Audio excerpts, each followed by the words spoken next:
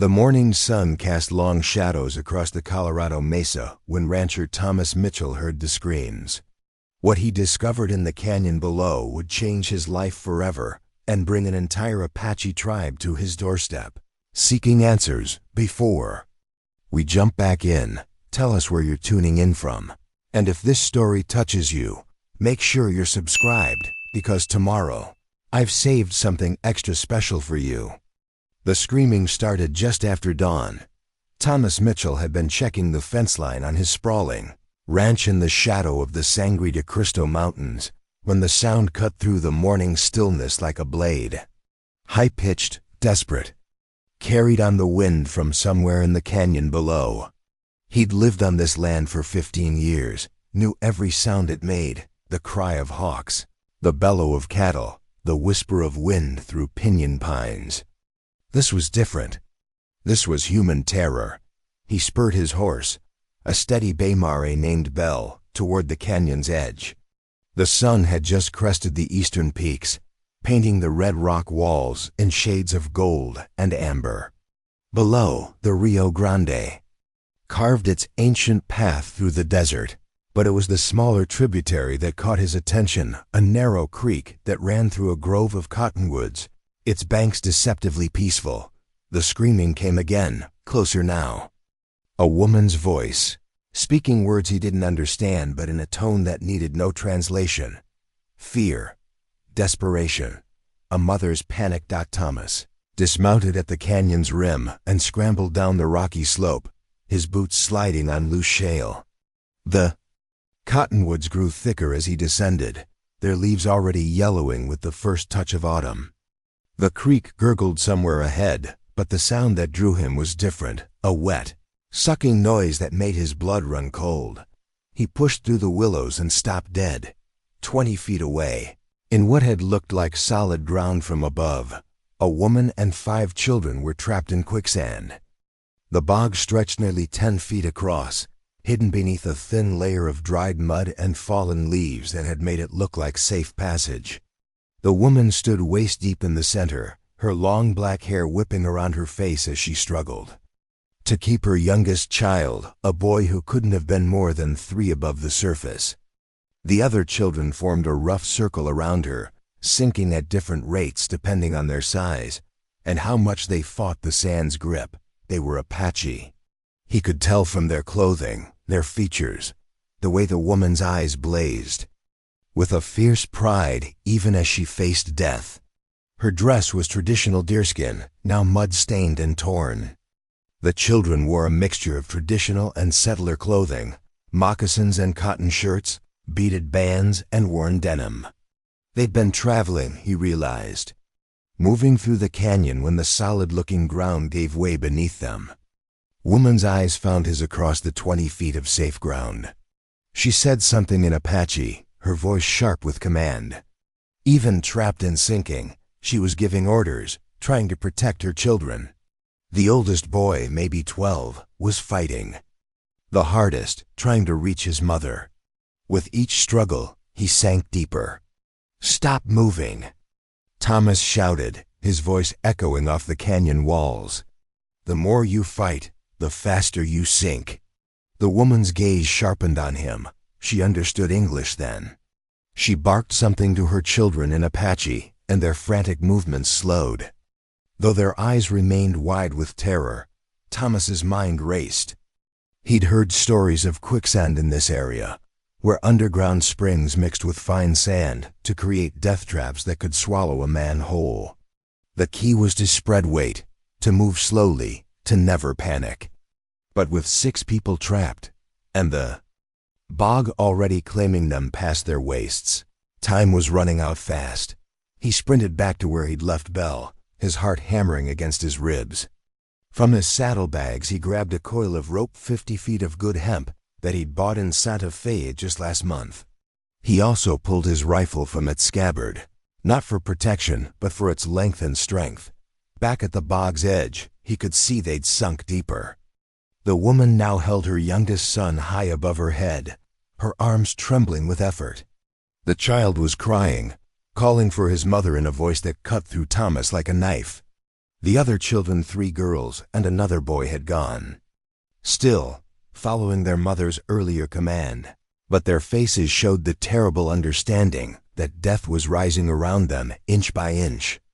"I'm going to throw you a rope," Thomas called to the woman. "Can you catch it?" She nodded once, sharp and certain. Even facing death, she radiated a kind of strength that Thomas had rarely seen. This was a woman who'd survived things that would break most people, who'd led her children across hostile territory and kept them alive through sheer force of will. Thomas tied one end of the rope around his waist and the other to the sturdy trunk of an ancient cottonwood. He tested the knot twice, then backed up to get a running start. The first throw fell short. The second landed near the woman's shoulder, but she couldn't reach it while holding her son. "Give me the baby," Thomas shouted. "I'll pull him out first." The woman's eyes flashed with something between desperation and fury. Trust a white stranger with her child?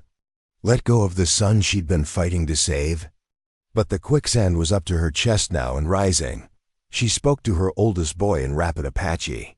The 12-year-old, who'd been sinking on the bog's far edge, managed to work his way closer to his mother. With careful, controlled movements that spoke of remarkable courage for his age, he took his baby brother from her arms. Now free to use both hands, the woman caught Thomas's rope on the third throw. "Don't try to climb out," Thomas instructed. "Beginning to back away from the bog's edge. Let me pull you. Keep your body straight. Don't fight the sand." The hemp rope went taut. Thomas dug his heels into the rocky ground and pulled, his muscles straining against the quicksand's grip. For a moment, nothing happened. The sand held her like a living thing, reluctant to give up its prey. Then, slowly, she began to move. It took 10 minutes to pull her free, 10 minutes during which the children sank another precious inch. But when she finally reached solid ground, covered in mud and gasping, she didn't collapse. She didn't even pause to catch her breath. She grabbed the rope from Thomas's hands and immediately started back toward the bog. "The baby first," she said, her English accented but clear. "Then the girls." They worked together without need for discussion, moving with the desperate efficiency of people who knew that seconds meant the difference between life and death. The baby came out crying but unharmed. Then the 3 girls, one by one, each extraction a battle against the hungry sand. The middle girl, maybe 7 years old, had sunk deep enough that only her head and shoulders remained above the surface. When Thomas finally hauled her onto solid ground, she was unconscious from shock and exhaustion. The 2 boys came last. The older one had used his size and strength to keep his younger brother afloat, sinking deeper himself in the process. By the time Thomas got the rope around his chest, only the boy's head remained above the quicksand surface. The extraction was brutal, requiring every ounce of strength Thomas possessed and the woman's help besides. When the boy finally came free, he was blue-lipped and barely breathing, but alive. They were all alive. Thomas collapsed beside the bog, his chest heaving. His shirt was soaked with sweat despite the cool morning air. His hands were raw from the rope, his muscles screaming from the effort. But when he looked at the 6 figures huddled together on the safe ground, the woman checking each child for injuries, her hands gentle but thorough, he felt something he hadn't experienced in years. Purpose, that the woman finished her examination of the children and stood. She was tall for an Apache woman, nearly reaching Thomas's shoulder, with the kind of bearing that spoke of nobility. Her dark eyes met his, and for a moment, neither spoke. "My name is Sarah Crowfeather," she said. Finally, her voice steady despite what they'd just endured. "These are my children." Thomas nodded, surprised by the English name. Many Apache who dealt with settlers adopted American names, but hearing it from her lips felt strange, like she was putting on a mask.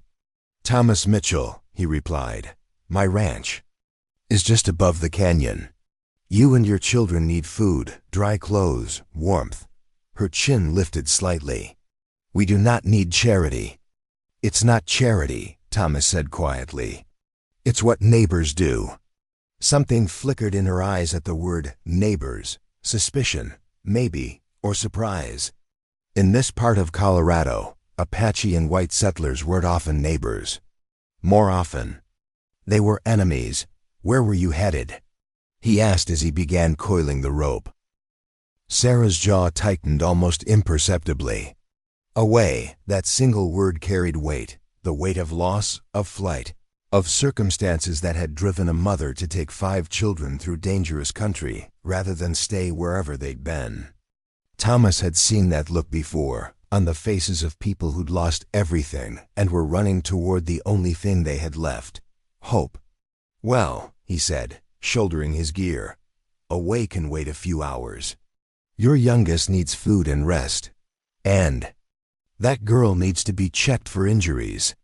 Sarah looked at her children, taking in their muddy clothes, their exhausted faces, the way the middle girl still swayed on her feet.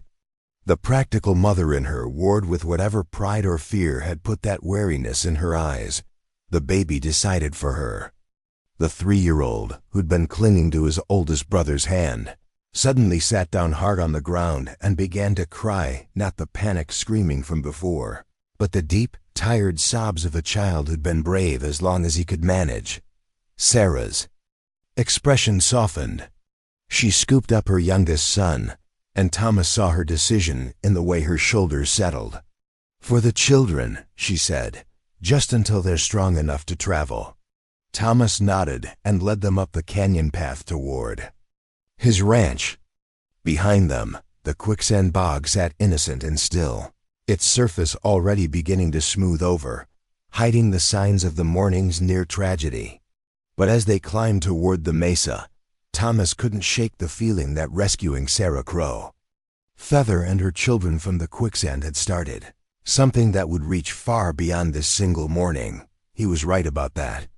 What he couldn't know, as he helped the 7-year-old girl navigate the rocky path while her mother carried her baby brother, was that high on the canyon rim, a Apache scout named Running Wolf had watched the entire rescue. And that by sunset, word would reach the tribal council that Sarah Crow, Feather, the chief's daughter who'd been cast out 3 winters ago, had been found and saved by a white man. The implications of that would bring more than just gratitude to Thomas Mitchell's doorstep. They would bring an entire tribe, and questions that would test everything he thought he knew about justice, loyalty, and the price of doing what's right. Preparing and narrating this story took us a lot of time, so if you are enjoying it, subscribe to our channel. It means a lot to us. Now back to the story. The Mitchell Ranch house sat like a weathered sentinel against the Colorado sky, its adobe walls and timber frame speaking of a man who'd built for permanence rather than beauty. Thomas had constructed it himself over the course of 3 years. Every board and stone placed with the careful precision of someone who knew he'd be living with his mistakes for decades to come. The house was practical: thick walls to keep out the winter cold, deep eaves to shade the summer heat, and windows positioned to catch the morning sun while avoiding the harsh afternoon glare. As they crested the final hill, Sarah Crow Feather's steps slowed. Her dark eyes swept across the property with the calculating gaze of someone who'd learned to assess potential threats quickly. The house was larger than she'd expected, built in the Mexican style with a long front portal supported by rough-hewn vigas. Corrals stretched out behind the main building, holding a dozen horses that turned their heads curiously at the approaching group. Beyond that, she could see cattle scattered across the grassland, dark shapes moving slowly against the golden mesa. This was not the crude homestead of a struggling settler. This was the domain of a man who'd not only survived on the frontier, but thrived. The children clustered closer to their mother as they approached the house. The baby, 3-year-old Joseph, had fallen asleep against Sarah's shoulder during the climb, his small fist tangled in her hair. The middle girl, Mary, still moved unsteadily from her ordeal in the quicksand, supported by her older sister Rebecca. The 2 boys, 12-year-old James and 8-year-old David, walked slightly behind their mother, their eyes alert and wary. Thomas noticed their hesitation and slowed his own pace. "There's a pump around back," he said quietly. "Fresh water. Soap if you want to clean up before going inside." Sarah's chin lifted slightly. Even covered in mud and exhausted from their ordeal, she carried herself with unmistakable dignity. "We will not impose on your hospitality longer than necessary." "No." "Imposition," Thomas replied, but he could hear the formal distance in her voice. The wariness that came from too many encounters with whites who offered help with one hand while reaching for something with the other. The ranch house had been built around a central courtyard in the old Spanish style, with rooms opening onto a covered walkway. Thomas led them through the main entrance into a large front room that served as both kitchen and living space. The walls were thick adobe, keeping the interior cool despite the warming day. Furniture was sparse but well made, a long oak table that dominated the center of the room, several straight-back chairs, a stone fireplace with a mantel that held a few books and a faded photograph. Sarah's eyes found the photograph immediately. A young woman with gentle eyes and fair hair, standing beside a man who looked like a younger version of Thomas. Both were dressed in their finest clothes, the woman holding a small bouquet of wildflowers. "My wife, Elizabeth," Thomas said, following her gaze. "She died 4 years ago. Fever." The simple words carried a weight of grief that made Sarah's expression soften almost imperceptibly. Loss was something she understood intimately. "I'm sorry," she said, and meant it. Thomas nodded once, then busied himself building up the fire in the stone hearth. "There are rooms in the back where you and the children can rest. I'll bring water for washing, and there should be some clothes that might fit." "Whose clothes?" The question came out sharper than Sarah had intended, but she'd learned to be suspicious of white men who happened to have women's clothing readily available. "Elizabeth's," Thomas said without looking up from the fire. "Haven't had the heart to pack them away. Seems like maybe they could do some good now." The honesty in his voice disarmed her momentarily. She watched him work, noting the efficient movements of his hands, the way he'd built the fire to give maximum heat with minimum smoke. This was a man who lived alone by choice and necessity, who'd learned to do for himself without complaint. Young Mary swayed on her feet, and Rebecca caught her sister's arm. "Mama," Rebecca whispered in Apache, "she needs to lie down." Sarah made her decision. "We accept your kindness," she said formally. "For the children." Thomas straightened and turned to face her. "For the children," he agreed. He showed them to 2 rooms at the back of the house, connected by a door that could be left open for the family to stay together. The rooms were simply furnished but clean, with narrow beds covered in colorful quilts that spoke of a woman's touch. Sarah ran her hand over one of the quilts, recognizing the intricate star pattern. Whoever Elizabeth Mitchell had been, she'd been skilled with needle and thread. "I'll bring water and towels," Thomas said from the doorway. "Take your time. There's venison stew on the stove when you're ready to eat." After he left, Sarah helped her children out of their mud-caked clothes. The youngest, Joseph, had woken during the walk to the house, but remained unusually quiet, clinging to his mother with the desperate grip of a child who'd been genuinely frightened. Mary was developing a fever from her extended time in the cold. Quicksand, her small face flushed and her breathing shallow. Sarah wrapped the girl in one of Elizabeth Mitchell's quilts and sat beside her, smoothing damp hair away from her forehead while humming an old Apache lullaby. The other children arranged themselves around their mother, seeking comfort in her presence after the morning's terror. When Thomas returned with a basin of warm water and clean towels, he found them like that, a tight family unit bound together by love and shared hardship. He set the water down quietly and withdrew without a word, understanding instinctively that they needed time to feel safe. An hour later, Sarah emerged from the back rooms wearing a simple brown dress that had belonged to Thomas's wife. It was slightly too large for her smaller frame, but she'd belted it with a strip of leather cut from her own torn deerskin dress. Her long black hair hung loose and damp from washing, and for the first time since he'd found her in the quicksand, Thomas could see her clearly. She was beautiful, but it was a fierce kind of beauty, high cheekbones and dark eyes that missed nothing, a mouth that looked like it was more accustomed to giving orders than asking for help. There was Apache nobility in her bearing, but also something else, an edge of sadness that spoke of losses too fresh to heal. "Your daughter has fever," she said without preamble. "The cold, the shock her body is fighting." "She's not my daughter," Thomas corrected gently, "but I have medicine. Willow bark tea, honey, if that will help." Sarah studied his face for a moment, as if trying to solve a puzzle. "You live alone here?" "For 4 years now, yes. No children of your own?" Something flickered across Thomas's features. "No, Elizabeth and I. We weren't blessed that way." The admission hung in the air between them, carrying its own weight of loss and longing.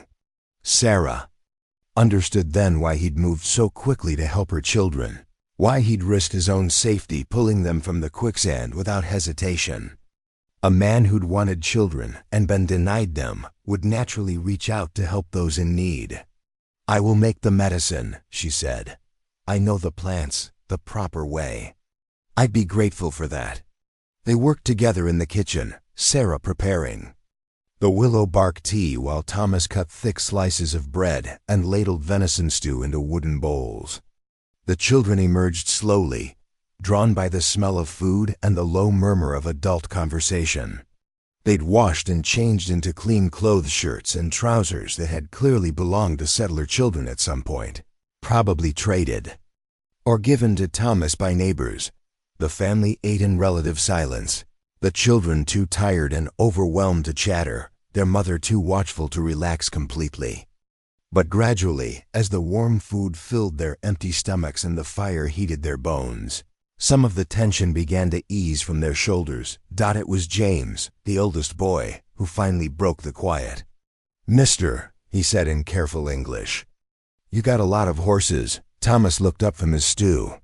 "I do. You like horses?" The boy nodded eagerly. "Mama taught us to ride, before ... He trailed off, glancing at his mother uncertainly. "Before we had to leave our home," Sarah finished. Quietly. Thomas didn't press for details, but he could read between the lines. Apache communities were being forced onto reservations throughout the Southwest, families torn apart by government policies and settler pressure. For a woman to be traveling alone with 5 children suggested circumstances more complicated than simple relocation. "Would you like to see the horses?" Thomas asked James.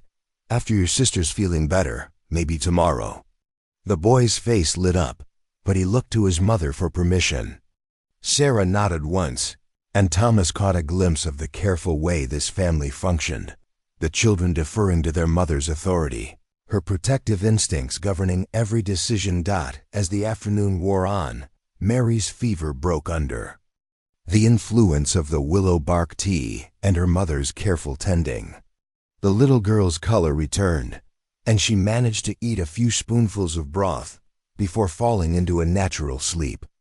The other children, exhausted by the day's events, soon followed suit. Sarah sat by the fire long after her children had gone to bed, staring into the flames with the 1,000-yard gaze of someone wrestling with difficult decisions.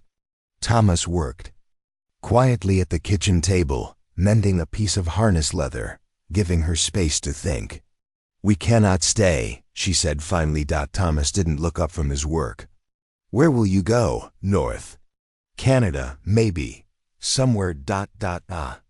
She gestured vaguely, encompassing all the impossibilities of her situation.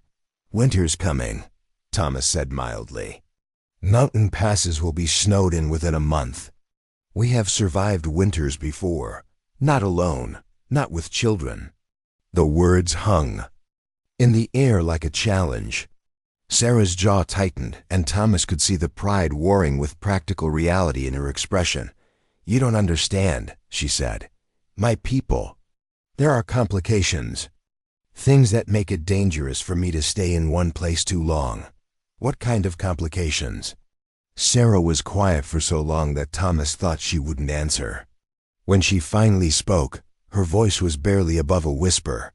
I am the daughter of Chief Iron Bear of the Jicarilla Apache. 3 years ago, I was cast out from the tribe for marrying a white man against my father's wishes. My husband was killed in a mining accident 6 months later, leaving me with 5 children and no place in either world.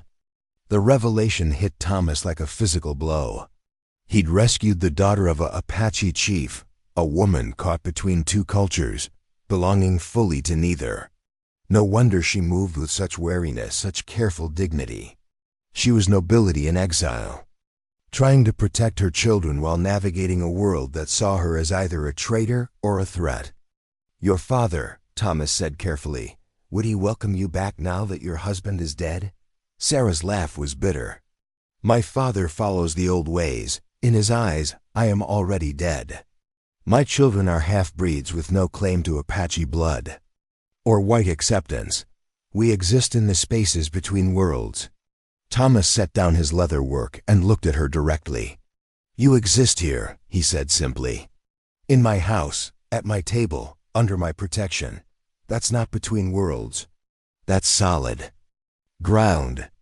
Something flickered in Sarah's eyes, hope, maybe, or the dangerous temptation to believe in kindness. But before she could respond, a sound cut through the evening quiet that made them both freeze. The rhythmic beating of drums, carried on the wind from somewhere up in the mesas. Apache drums, speaking in the old language of war and counsel and decisions that would change everything. Sarah's face went pale. They've found us, she whispered. Thomas was already moving toward the window, but Sarah caught his arm. No, she said urgently. Don't let them see you watching. Tomorrow at dawn, they will come. My father's warriors. They will want to know why a white man helped the daughter their chief cast out. They will want to know what you expect in return. And what will you tell them? Sarah looked toward the rooms where her children slept, safe and warm for perhaps the last time in a long while. I will tell them the truth, she said, that you asked for nothing, expected nothing, gave everything. She paused, studying his face in the firelight. The question is, when they ask you the same thing, when my father himself rides down from the mesa with 100 warriors at his back, what will you tell them? Thomas met her gaze steadily.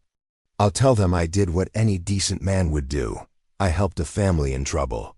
Even if it costs you everything, your ranch, your safety, maybe your life. Even then, the drums beat on through the night, carrying messages back and forth across the high country. In the morning, Sarah Crowfeather knew her 2 worlds would finally collide. And Thomas Mitchell, who'd thought he was simply rescuing a family from quicksand, would discover that some acts of kindness carry consequences that echo far beyond the moment they're performed.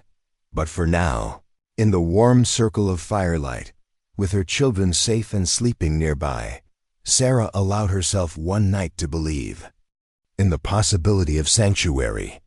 Tomorrow would bring chiefs and warriors and the weight of old grievances. Tonight there was only kindness and the sound of wind through the cottonwoods, and the quiet presence of a man who'd asked for nothing more than the chance to help. Dawn came like a blade across the Colorado Mesa, sharp and clean and merciless. Thomas had been awake for hours, sitting on his front porch with a cup of coffee that had long since gone cold, watching the eastern rim of the canyon for the first signs of movement. The drums had stopped sometime after midnight, leaving behind a silence that felt more ominous than the rhythmic beating had been. Beside him, Sarah Crowfeather stood motionless as a statue, her borrowed dress exchanged for her own repaired deerskin garments. She'd braided her hair in the traditional Apache style and painted thin lines of red ochre beneath her eyes war paint. Thomas realized, or perhaps funeral markings. She was preparing to face her father not as the exile she'd become, but as the chief's daughter she'd been born to be.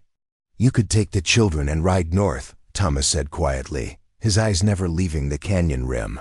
I've got a fast horse supplies. You could be 20 miles away before they reach the house. Sarah didn't even glance at him. And leave you to face their questions alone? To let them think you stole the chief's daughter for your own purposes? She shook her head once, sharp and final. That would be the act of a coward. I am many things, Thomas Mitchell, but I am not that. The formality had returned to her voice, the careful distance she'd maintained during their first hours together. But Thomas could hear something else beneath it, not fear exactly, but a kind of resigned determination. She was preparing to sacrifice herself to protect him, and they both knew it. Sarah, he began, but she cut him off with a raised hand. Listen. At first, Thomas heard nothing but the morning wind through the cottonwoods. Then, gradually he became aware of a low rumble that seemed to rise from the earth itself. Hoofbeats, dozens of them, moving in the disciplined formation of warriors who'd ridden together for years. The first rider appeared on the canyon rim like a figure from legend. He sat a paint horse with the easy confidence of a man born in the saddle, his long gray hair flowing free despite his advanced years. Even at a distance, Thomas could see the elaborate beadwork on his war shirt, the eagle feathers that marked his status as a chief. This had to be Iron Bear, Sarah's father, and the resemblance was unmistakable, the same proud bearing, the same fierce intelligence in the dark eyes that surveyed the ranch below. Behind him came the warriors spreading out along the rim in a show of force that was both beautiful and terrifying. Thomas counted at least 40 riders, all armed, all watching the house with the patient intensity of men who'd spent their lives reading the intentions of enemies. Your father doesn't do anything by half measures, Thomas observed. He is protecting his people, Sarah replied, as he always has, as he always will, even from his own daughter. The war party began its descent into the canyon, moving with the fluid precision of water flowing downhill. They forded the creek where Thomas had rescued Sarah and her children just 24 hours earlier, the hoofbeats echoing off the red rock walls like thunder. Behind them in the house, the children had awakened and gathered at the windows, their small faces pressed against the glass as they watched their grandfathers approach. Thomas had expected them to be frightened, but instead they seemed fascinated, perhaps even proud. These were Apache children, after all, and whatever their complicated circumstances, they were witnessing the approach of one of the most feared war chiefs in the Southwest. Should I wake them? Thomas asked, nodding toward the house. No, Sarah said. Let them see this. Let them remember that they come from warrior blood, whatever else they may become. The war party reached the bottom of the canyon and began crossing the grassland toward the house.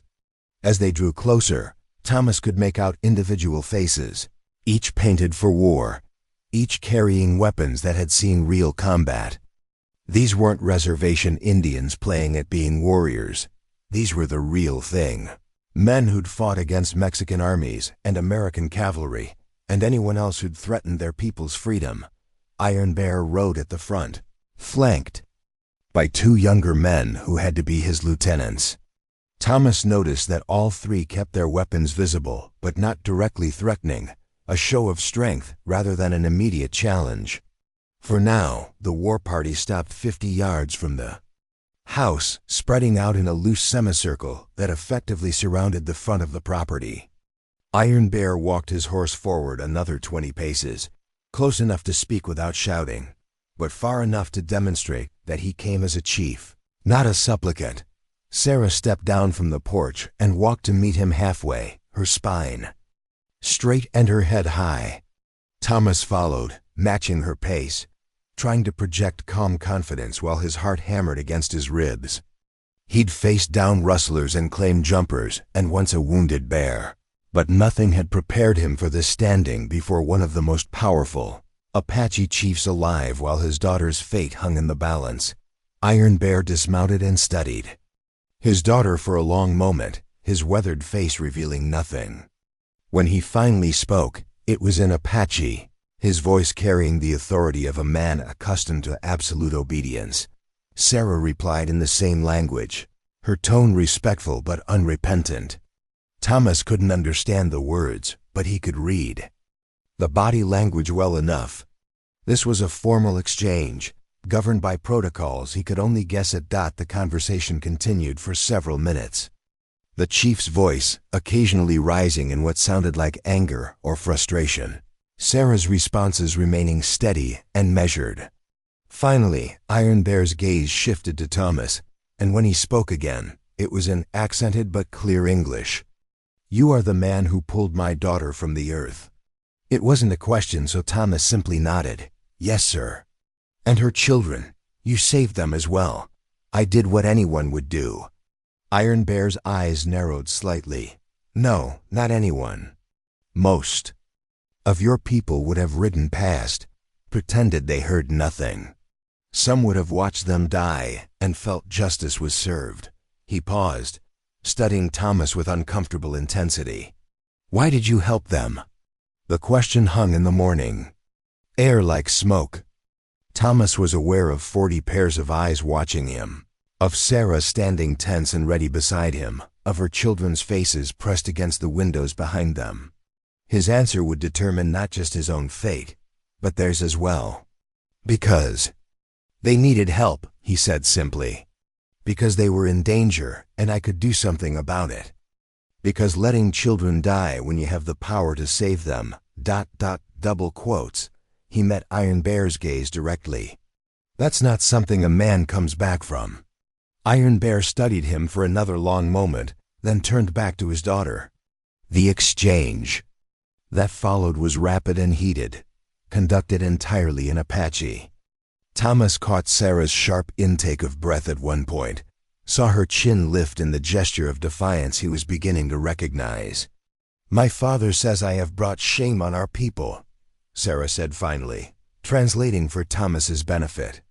"That, by accepting help from a white man, I have made our family appear weak.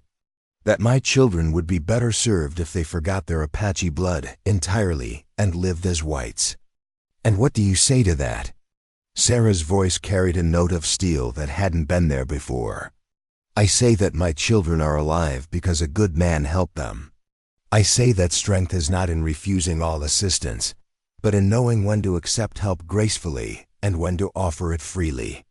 I say that if preserving Apache pride means letting children drown in quicksand, then perhaps it is time to find a new kind of pride." Iron Bear's face darkened at her words, and several of the warriors shifted restlessly in their saddles.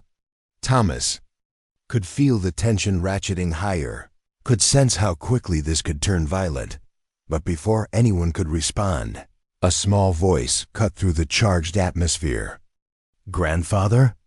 All eyes turned to see little Joseph, Sarah's youngest, standing in the doorway of the house.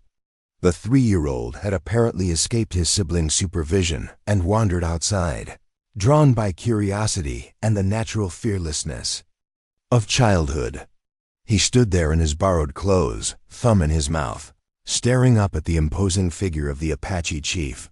Iron Bear's expression underwent a remarkable transformation. The stern mask of authority melted away, replaced by something softer, more vulnerable.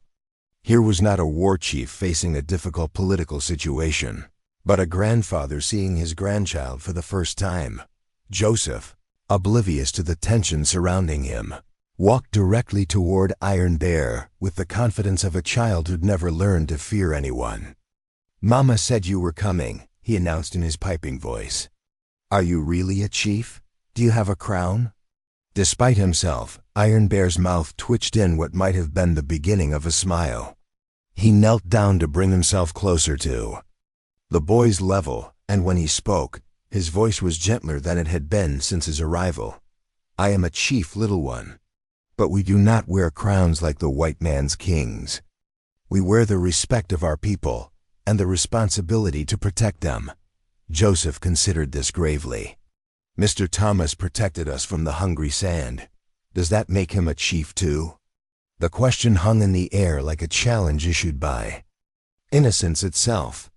Iron Bear glanced up at Thomas, then back at his grandson, clearly struggling with concepts that didn't fit neatly into the traditional categories of friend and enemy, Apache and white, us and them.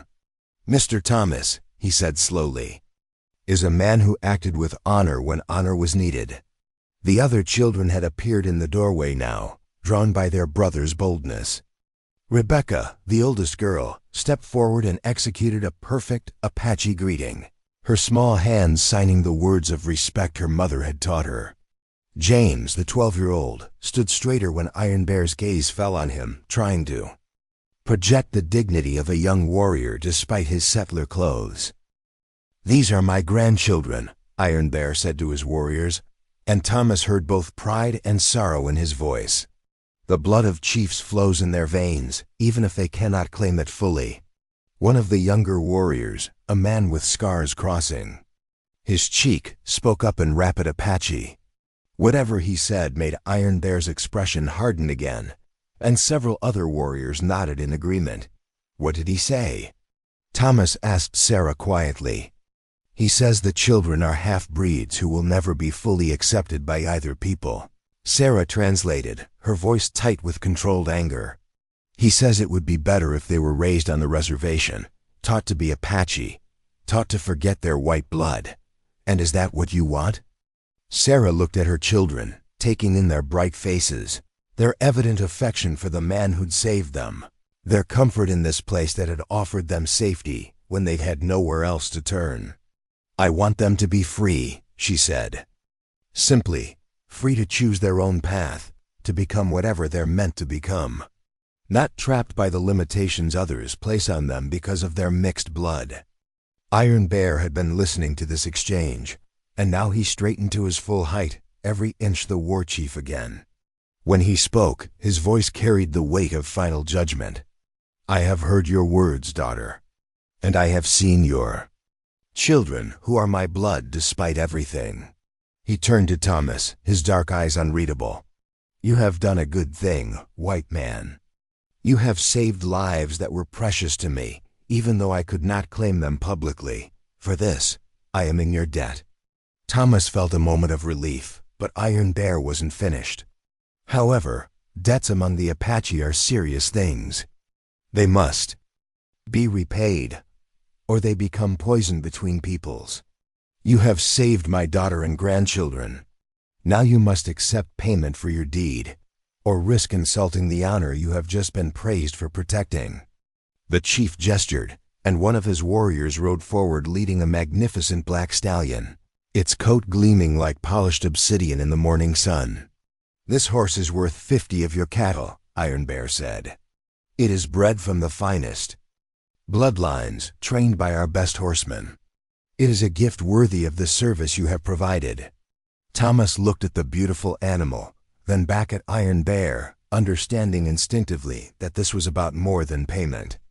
This was about establishing a relationship, creating ties that would protect Sarah and her children in the future. "I'm honored by your gift," Thomas said carefully. "But I have to ask, what does accepting it make me? What obligations come with such a valuable present?" Iron Bear's eyes glinted with something that might have been approval. "It makes you family," he said simply. "A white man who has earned the respect of the Jicarilla Apache. A man whose word carries weight in our councils, whose protection extends to those under his roof." The implications hit Thomas like a physical blow. By accepting the horse, he would be accepting not just a gift, but a place in the complex web of Apache politics and loyalty. He would be claiming protection over Sarah and her children, not as a temporary kindness, but as a permanent responsibility. He looked at Sarah, reading the mixture of hope and fear in her expression. She understood as well as he did what Iron Bear was offering and what it would cost. The choice, Thomas realized, would define not just his own future, but the future of 5 children who'd already lost too much. He reached out and took the stallions. "Lead rope, then I accept," he said, with gratitude and full understanding of what it means. Iron Bear nodded once, sharp and final. "Then it is done. My daughter and her children are under your protection now, white man." Guard them well, for if harm comes to them through your neglect or weakness, no force on earth will save you from my vengeance." With that, the war chief remounted his paint horse and wheeled away from the house. His warriors followed, filing past in a display of controlled power that left no doubt about the seriousness of the agreement just concluded. As the last rider disappeared over the canyon rim, Thomas found himself standing in his front yard holding the lead rope of a priceless Apache war horse. While 5 children and their mother looked to him for answers he wasn't sure he had. But one thing was certain: his quiet life as a Colorado rancher had just become infinitely more complicated. And somewhere in his chest, despite the magnitude of what he'd just committed to, Thomas Mitchell felt something he hadn't experienced in years. He felt needed. And for a man who'd spent 4 years living with only ghosts for company, that was worth any risk. The Black Stallion was magnificent and utterly terrifying. Thomas had been around horses his entire life, had broken wild mustangs and gentled the most stubborn mares, but this Apache warhorse was something entirely different. It stood 17 hands high with muscles that rippled like liquid steel beneath its midnight coat. Its eyes held an intelligence that seemed almost human, and when it looked at Thomas, he had the unsettling feeling it was measuring him and finding him wanting. "His name is Shadow Walker," Sarah said, approaching the corral where Thomas had penned the stallion. "My father's warriors have been telling stories about this horse for 3 years. They say he can run for 2 days without tiring, that he knows the sound of approaching enemies before any human could detect them." Thomas leaned against the fence rail, studying the magnificent animal. "And your father just gave him to me." A white rancher he'd never met until this morning. "Not gave," Sarah corrected. "Invested. My father doesn't give gifts, he makes alliances. That horse represents his belief that you'll honor your commitment to protect us. If you prove unworthy, he'll come back for both the horse and his vengeance." The weight of responsibility settled heavier on Thomas's shoulders. 3 days ago, his biggest concern had been whether the autumn roundup would bring enough profit to see him through the winter. Now he was bound by Apache honor codes to protect a chief's daughter and her 5 children, with a war horse as both gift and threat. "No pressure then," he said dryly. For the first time since he'd known her, Sarah Crowfeather smiled. Not the careful, guarded expression she'd worn during their formal conversations, but a genuine smile that transformed her entire face. "Welcome to Apache politics, Thomas Mitchell. Nothing is ever simple." Over the following weeks, the ranch settled into new rhythms that surprised everyone with their naturalness. The children adapted with the resilience of youth, turning the property into their personal kingdom. James, the 12-year-old, attached himself to Thomas like a shadow, eager to learn everything about ranching and horses. David, the 8-year-old, proved to have a gift with mechanical things, spending hours helping Thomas repair equipment with the focused intensity of a born engineer. The girls carved out their own territories. Rebecca, at 10, appointed herself assistant mother to her younger siblings, organizing their chores and settling their disputes with the authority of someone who'd been forced to grow up too fast. 9-year-old Mary, recovered from her ordeal in the Quicksand, revealed herself to be a born naturalist, collecting interesting rocks and studying the behavior of the ranch's wildlife with scientific precision. Little Joseph, the 3-year-old, simply made himself at home everywhere, treating the ranch hands like additional family members and the barn cats like personal playthings. Sarah herself was harder to read. She worked tirelessly around the house and property, cooking, cleaning, mending, and organizing with an efficiency that suggested years of managing difficult circumstances. But she maintained a careful emotional distance, especially from Thomas. Their conversations remained polite, practical, focused on the children's needs and the day-to-day requirements of the ranch. It was as if she was waiting for something, perhaps for him to reveal his true motivations, perhaps for the situation to prove too complicated and for him to send them away. Thomas found her wariness both understandable and frustrating. He'd committed himself to protecting her family, but how could he do that effectively if she wouldn't trust him enough to let him truly help? The breakthrough came during the third week when young David fell from the barn loft. Thomas had been working with James to repair a section of corral fence when they heard the sickening crack of breaking wood, followed by a child's scream. They ran toward the barn to find David lying motionless beneath the loft opening, a broken board beside him, and Sarah already kneeling at his side. "Don't move him," Thomas said sharply as Sarah reached for her son. "His back, his neck, we need to check for breaks before we try to lift him." Sarah's hands froze inches from David's body, her face pale with terror. "He's not breathing right. Listen, it's too shallow, too fast." Thomas knelt beside the boy, his hands moving with practiced precision to check for obvious injuries. David's left arm was clearly broken, bent at an unnatural angle below the elbow. But more concerning was the way his breathing came in quick, painful gasps. "Ribs," Thomas diagnosed grimly. "Probably cracked, maybe worse. We need to get him to the house, but carefully. James, run and get that door we took off the storage room yesterday. We'll use it as a stretcher." What followed was the longest hour of Thomas's life. Working together with desperate efficiency, he and Sarah managed to move David to the house without causing further injury. Sarah's knowledge of traditional Apache healing combined with Thomas's frontier medical experience as they cleaned wounds, set the broken arm, and bound David's ribs with strips of cloth torn from clean sheets. Through it all, the boy remained conscious but frighteningly pale, his young face tight with pain. He was trying not to show. Sarah sang to him in Apache while Thomas worked, her voice low and soothing, even as her hands shook with suppressed panic.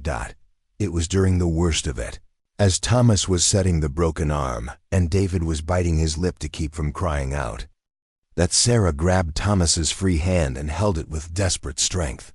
"Please," she whispered, "don't let him die. I can't lose another child. I can't." The raw anguish in her voice told Thomas more about her past than any formal explanation could have.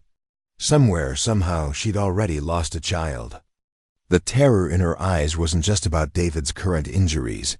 It was about a grief so deep that the possibility of losing another child threatened to destroy her completely. "He's not going to die," Thomas said with quiet conviction. "The break is clean. The ribs are cracked but not puncturing anything vital. He's hurt, but he's strong, and he's going to be fine." Sarah searched his face, looking for false reassurance, for the kind of meaningless comfort adults offered children. Instead, she found steady competence and honest assessment. Thomas wasn't making empty promises. He was giving her his professional opinion based on years of dealing with ranch injuries.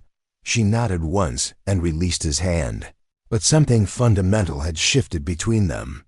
For the first time, she'd reached out to him not as a stranger offering unwanted charity, but as a partner in protecting what mattered most. David's recovery took 3 weeks, during which Sarah barely left his side.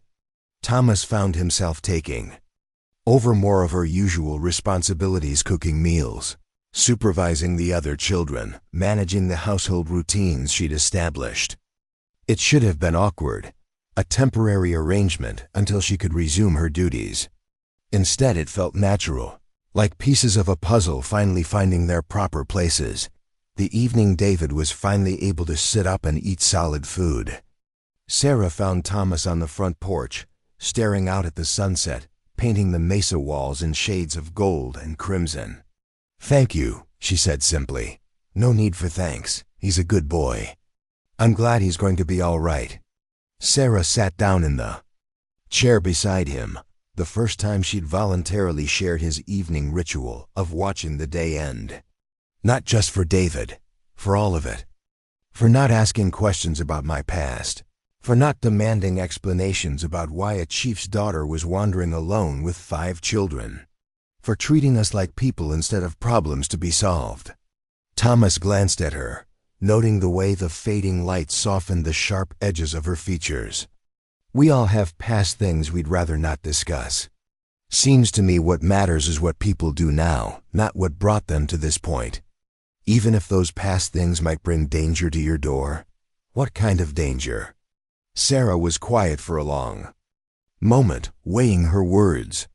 My husband didn't die in a mining accident, she said finally. He was murdered. Shot down in the street of a town called Silverton because he dared to marry the daughter of an Apache chief. The men who killed him believed that would end the problem, that I'd take my children back to the reservation and disappear into obscurity. Thomas felt a chill that had nothing to do with the evening air. But you didn't. I couldn't. The reservation is no place for children with white blood. They'd be outcasts there too, caught between worlds that neither fully accepts them. So I ran, thinking maybe in Canada or Oregon, somewhere far enough away, we could start over with new names, new stories. And now? Sarah gestured toward the house where warm lamplights spilled from the windows and the sound of children's laughter drifted on the evening breeze. Now my children have a home where they're wanted, where they can grow up without shame about their mixed heritage. Now they have a man they can respect, who treats them like his own family. The implication hung in the air between them. By staying here, by allowing her children to put down roots, Sarah was risking discovery by the men who'd killed her husband. She was gambling their safety against the possibility of giving them a real childhood. These men from Silverton, Thomas said carefully. Do they know where you are? Not yet, but men like that.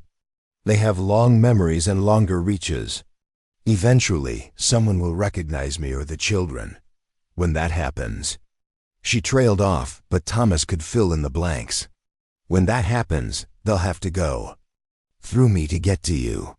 Sarah turned to look at him directly. You don't understand what you're saying. These aren't just local troublemakers. They're connected to mining interests, territorial politics, people with real power. Fighting them could cost you everything. Sarah, Thomas said quietly, I accepted your father's horse. I gave my word to protect your family. Did you think? I meant only from Apache threats. Did you think I'd draw the line at white killers because they might be more dangerous? Something shifted in Sarah's expression, not surprise exactly, but a kind of wondering recognition, as if she was seeing him clearly for the first time. Most white men would, she said softly. I'm not most white men. They sat in comfortable silence as full darkness settled over the mesa. Inside the house, they could hear Rebecca reading a story to her younger siblings, her voice carrying the cadences of someone who'd learned English as a second language, but spoke it with growing confidence. James was probably in the barn, checking on the horses one final time before bed. David would be resting but restless, eager to get back to his normal activities. They're good children, Thomas said. They are. Even with everything they've been through, everything they've lost, they still believe the world can be a good place. I want to keep that belief alive in them as long as possible. We will, Thomas said, and Sarah noticed that he'd said we. Without conscious thought, as if their partnership in raising her children was already established fact. For the first time since her husband's death, Sarah Crowfeather allowed herself to believe that maybe, just maybe, her children might actually have a chance at the normal childhood she'd been trying so desperately to give them. She was wrong about one thing, though. The men from Silverton already knew exactly where she was, and they were already planning their next move. But that night, sitting on the porch of a Colorado ranch with a good man beside her and her children safe and laughing inside, Sarah let herself hope.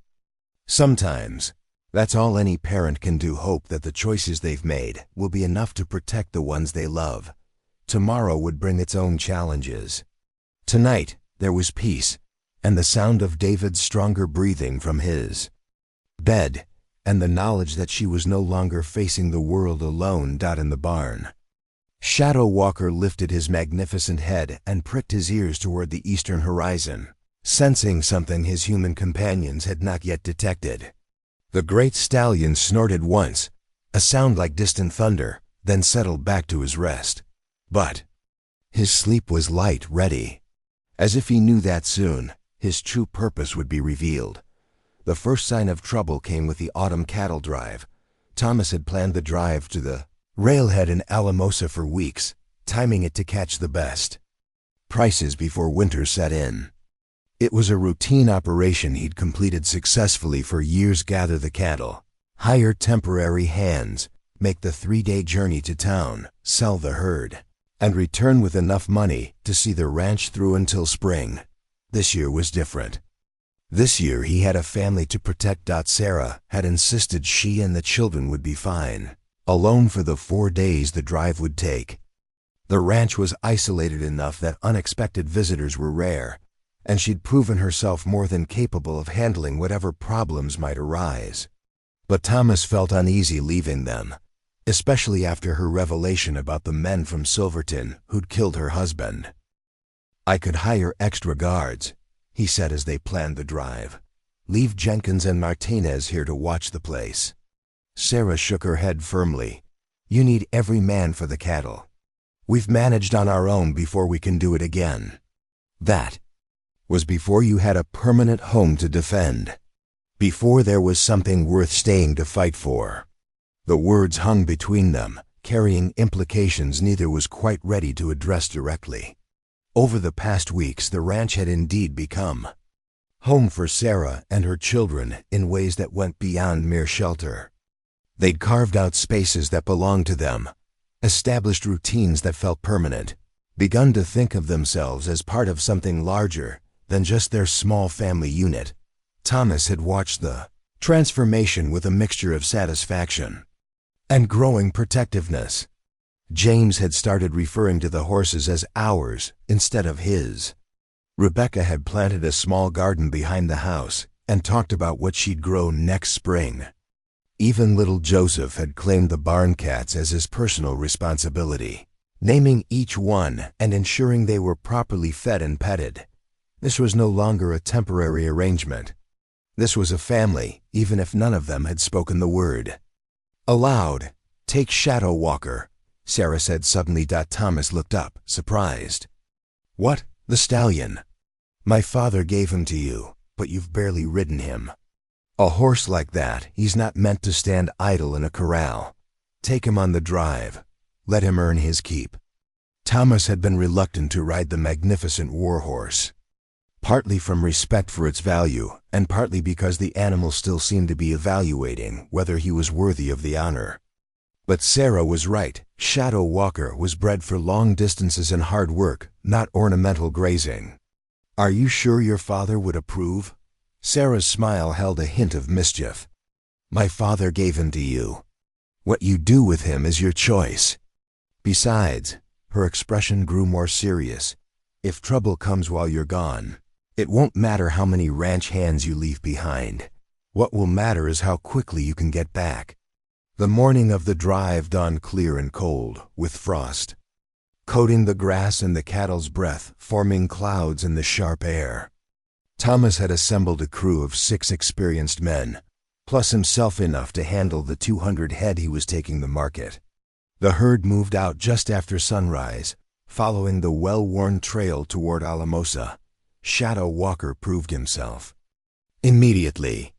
The stallion seemed to anticipate the cattle's movements before they made them, positioning himself perfectly to turn back strays or push reluctant steers along.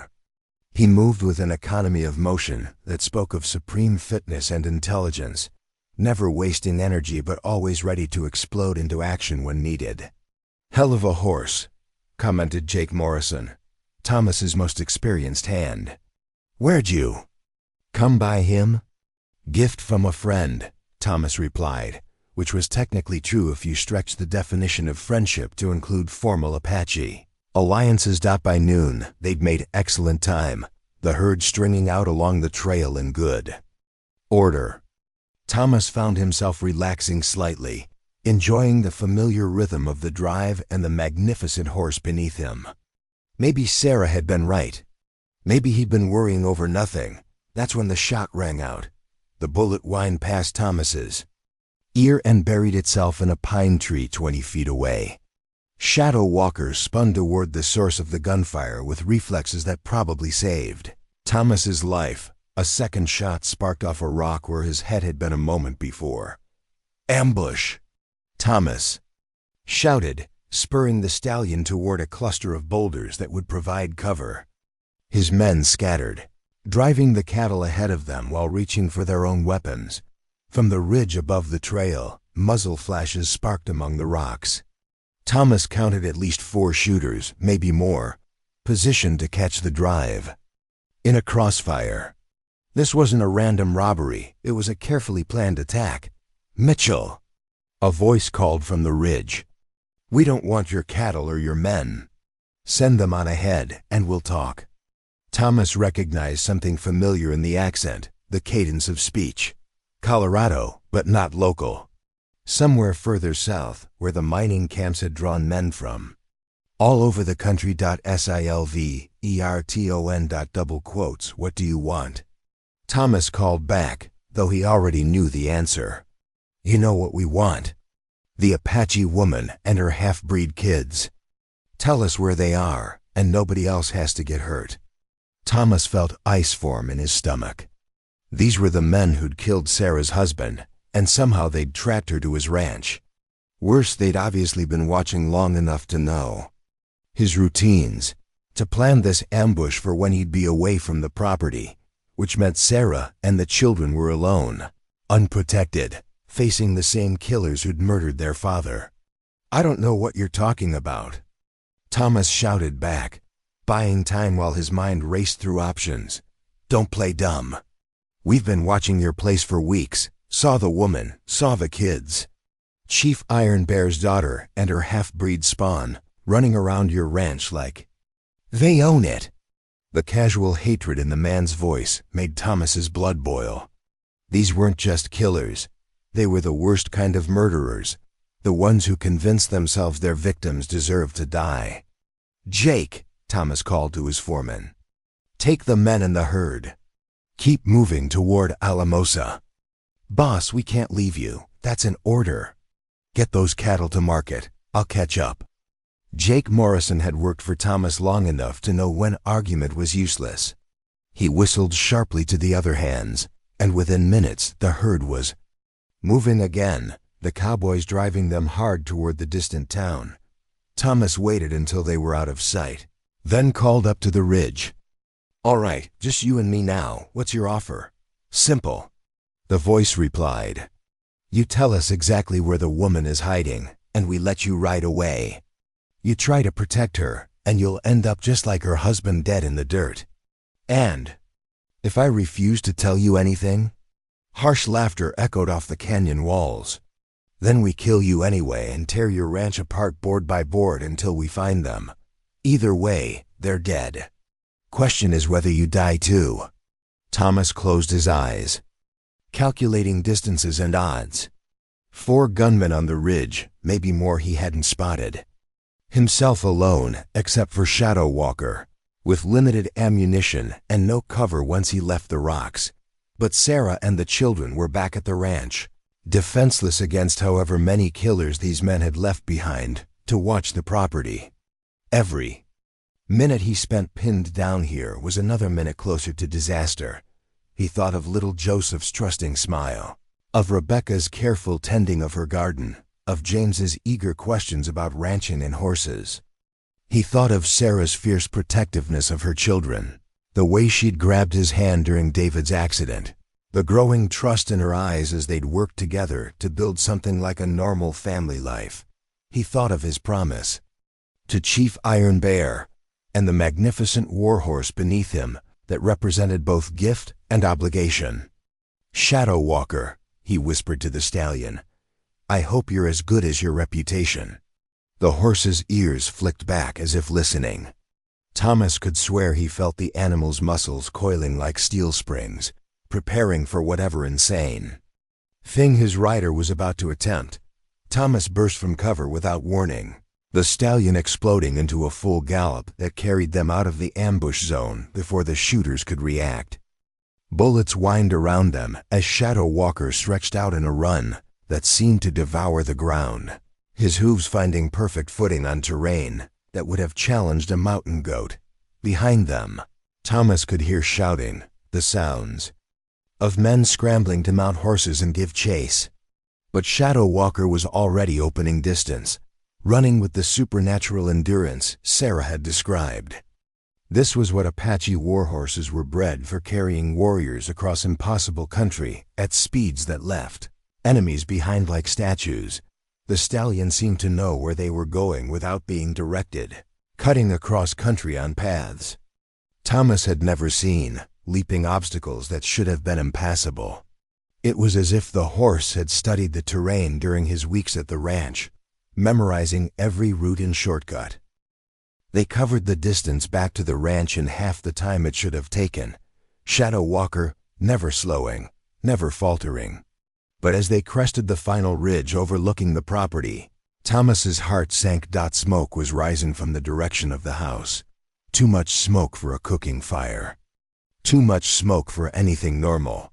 Thomas spurred Shadow Walker down the slope, the stallion's hooves throwing up clouds of dust as they raced toward whatever catastrophe awaited them. In the distance, he could see figures moving around the ranch. Buildings and the orange flicker of flames that had no business being there. He was too late. The killers had split their forces, leaving some to ambush him while others attacked the ranch. While he'd been trading shots with gunmen on a ridge, Sarah and her children had been facing the real threat alone. As Shadow Walker carried him toward the burning remains of his peaceful life, Thomas Mitchell prepared to discover just how much a man could lose in a single afternoon, and how far he was willing to go to get it back. Behind them, dust clouds marked the approach of the men from the ridge, riding hard in pursuit. Whatever was happening at the ranch, Thomas would have to face it, knowing that more killers were only minutes away. Shadow Walker seemed to sense the urgency, finding reserves of speed that defied belief. The great stallion's stride never faltered as they raced toward flames and smoke, and the terrible silence that meant everything Thomas had come to love might already be gone. In the distance, a child's scream cut through the morning air like a knife. Sarah's children were still alive, which meant there was still time to save them. If Thomas could reach them before the men behind him caught up, if the ranch wasn't already lost to the flames, if he could find the strength to do what needed to be done, no matter the cost. Shadow Walker stretched out in a final burst of speed, carrying his rider toward whatever waited in the smoke ahead. Behind them, the sound of pursuing hoofbeats grew closer. The race was on, and everything depended on who reached the ranch first. The barn was ablaze when Thomas crested the final hill, orange flames licking 40 feet into the Colorado sky, while black smoke billowed across the ranch yard like a funeral shroud. But it was the scene in front of the house that made his blood turn to ice water. 3 men on horseback had Sarah and her children lined up against the adobe wall of the house, their hands bound behind their backs with rope. Even from a distance, Thomas could see the terror on the children's faces, the way little Joseph pressed himself against his mother's legs while Rebecca tried to shield her younger siblings with her own small body. One of the gunmen held a torch, flames dancing dangerously close to the wooden porch that ran along the front of the house. Another kept a rifle trained on Sarah, while the third searched through Thomas's belongings, tossing furniture and possessions into the yard with casual destruction. They were taking their time, making a show of it. These were desperate men. In a hurry, they were predators savoring their moment of power. Shadow Walker seemed to sense Thomas's rage. The great stallion's ears flattened against his skull as he gathered himself for whatever his rider demanded. Thomas could feel the horse's muscles coiling like steel springs beneath him, ready to explode into action. "Easy, boy," Thomas whispered, his hand moving to the Winchester rifle in its saddle scabbard. "We get one chance at this. Has to be perfect." The Apache warhorse stood statue still on the ridge, as if he understood that surprise was their only advantage. Below them, the killers continued their methodical terrorism, apparently convinced they had all the time in the world. That was their first mistake. Thomas studied the scene with the calculated patience of a man who'd learned to hunt dangerous game. The gunman with the torch stood closest to the children, too close to risk a shot without endangering them. The rifleman had positioned himself with clear lines of fire in multiple directions, a professional who understood his business. The third man, still ransacking the house, seemed less alert, focused on his destruction rather than watching for threats. Thomas would have to separate them, draw them away from the children somehow. But how could one man take on 3 killers? Without the sound of approaching hoofbeats from behind, made his decision for him. The men from the ridge ambush were closing in, their dust cloud visible against the afternoon sky.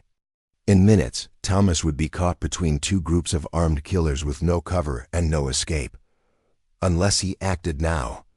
Thomas spurred Shadow Walker down the slope, the stallion launching into a charge that seemed to defy gravity. They swept down the hillside like an avalanche, the horses' hooves finding purchase on terrain that should have been impassable.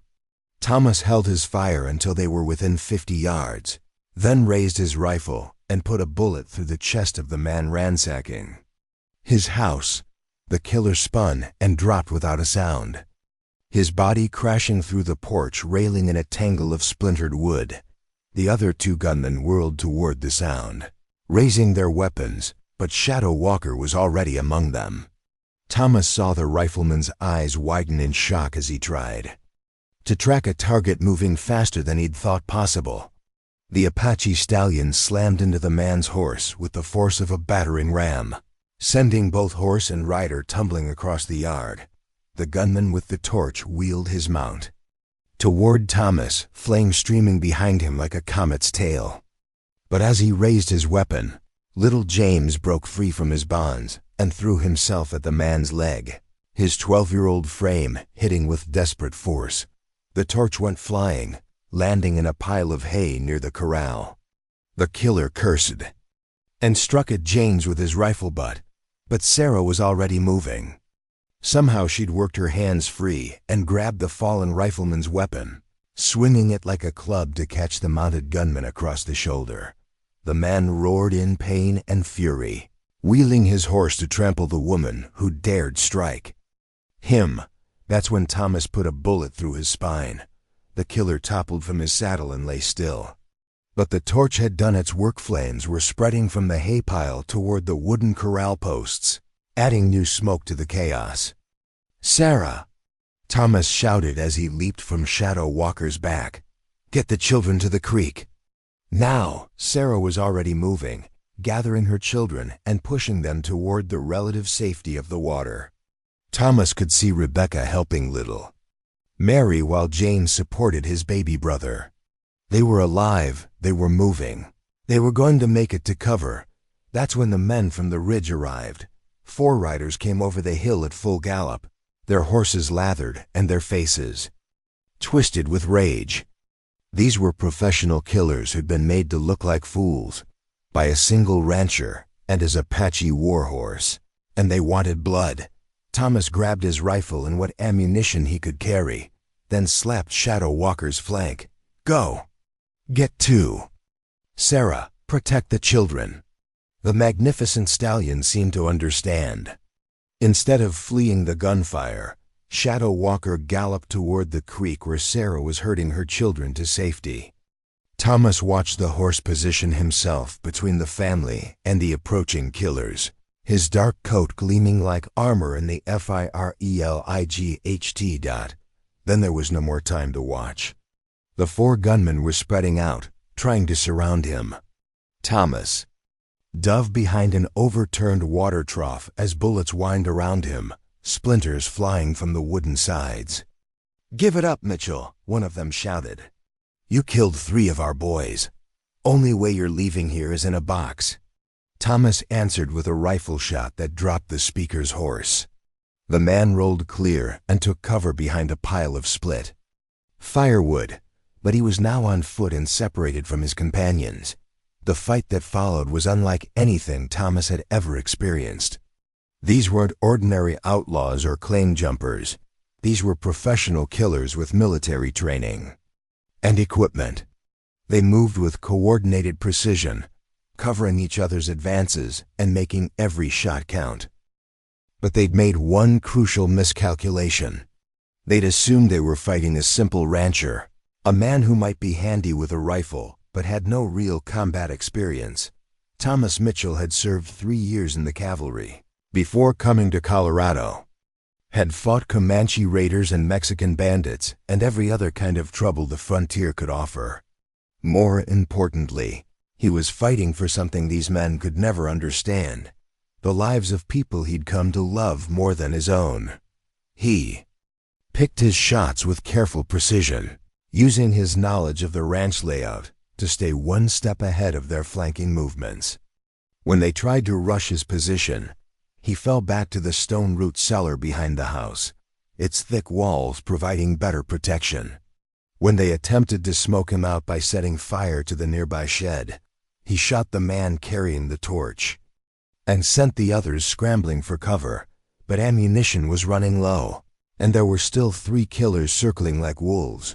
Worse, the fires were spreading. The barn was fully engulfed now, and flames were reaching toward the main house. Soon the whole ranch would be ablaze, leaving nowhere to hide. That's when the war cries began. They started as a distant sound, barely audible over the crackling flames and gunfire. But they grew steadily louder, echoing off the canyon walls with the bone-deep resonance of Apache battle songs. The 3 remaining killers froze, their heads turning toward the sound with growing alarm. They'd come to Colorado expecting to murder a defenseless woman and her children. They hadn't planned on facing Apache warriors in their full fury.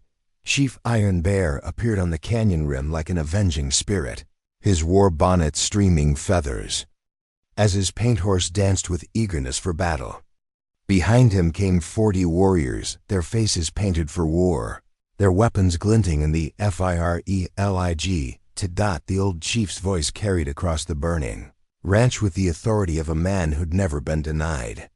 He spoke in Apache, but Thomas caught enough words to understand the message: surrender or die. One of the killers, braver or more stupid than his companions, raised his rifle toward the ridge. He never got the chance to fire. 3 Apache arrows found him simultaneously, dropping him to the dust with barely a sound. The remaining 2 gunmen looked at each other, at the burning ranch around them, at the line of Apache warriors silhouetted against the sky. Whatever they'd been paid to kill Sarah and her children, it wasn't enough to face down Iron Bear's entire war party. They broke and ran, spurring their horses toward the canyon mouth in a desperate attempt to escape. The Apache warriors followed, their hunting cries echoing off the stone walls as they pursued the men who dared threaten the chief's daughter and grandchildren.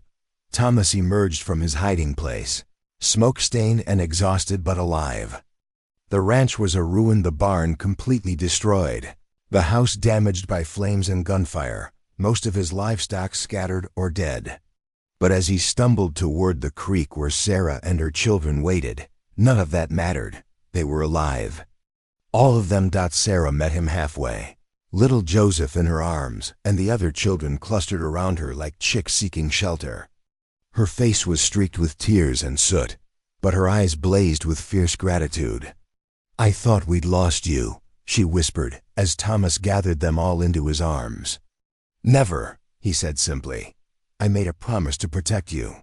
That doesn't end just because some killers burned down a few buildings."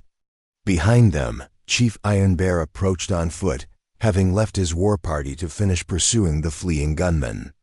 The old chief's face was grim as he surveyed the destruction, but when his eyes found his daughter and grandchildren safe in Thomas's protective embrace, something softened in his expression.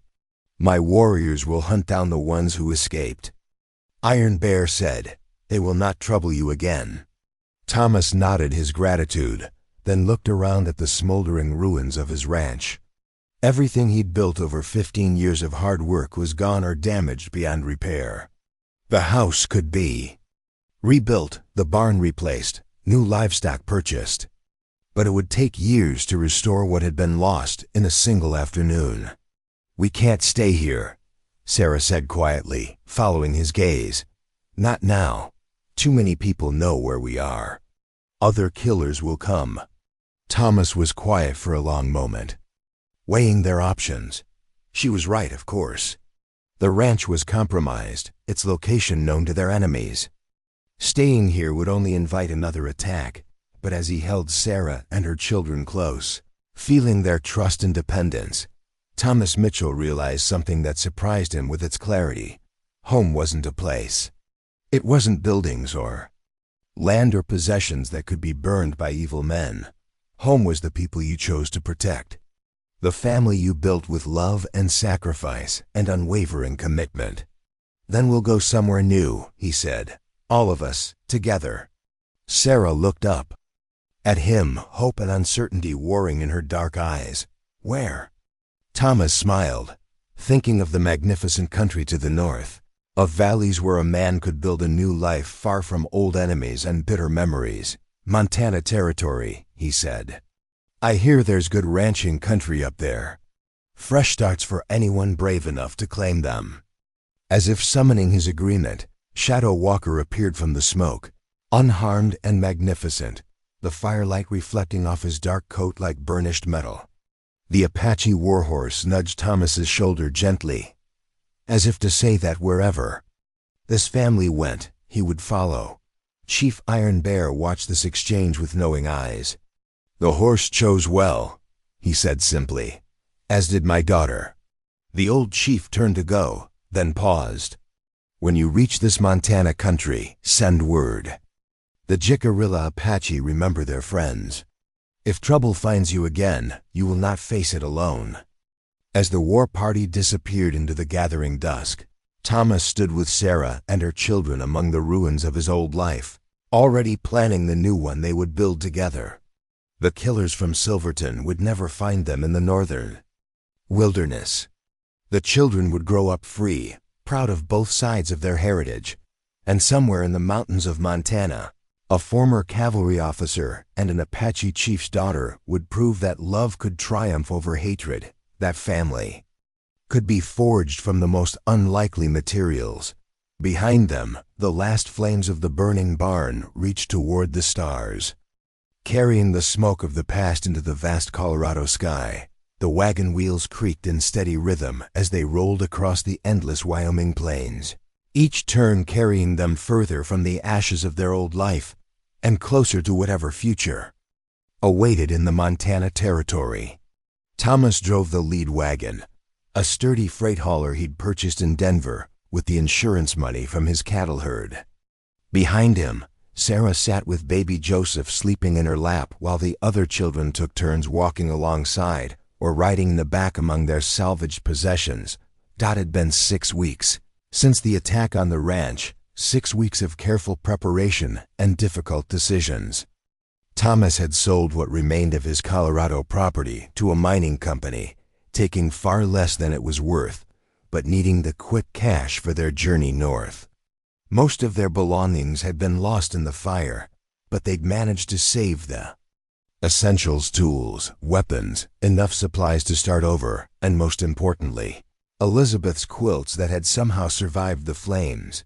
The second wagon carried the livestock they'd managed to gather: 2 milk cows, a handful of chickens in wooden crates, and the pregnant mare Thomas had been saving for breeding.